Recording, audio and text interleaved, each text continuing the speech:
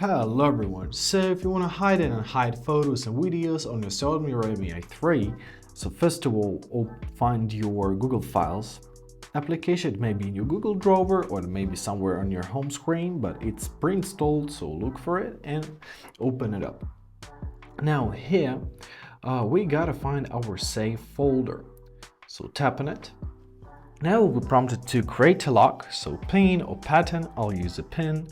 Enter your PIN, press next, confirm your PIN. Try not to forget it because it cannot be opened if you will forget your PIN. Now press got it. Alright, so here is your save folder. So now let's move the photos and videos which we want to hide. So go back to your files, now find your camera option.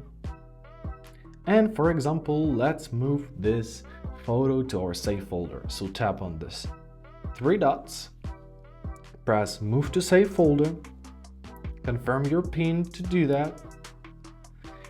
And now, as you see, it disappeared from our files. We can add it, we cannot find it anywhere.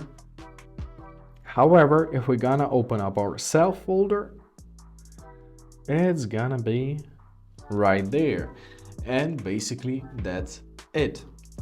You can add up anything you'd like documents, music, or any kind of files. That's it.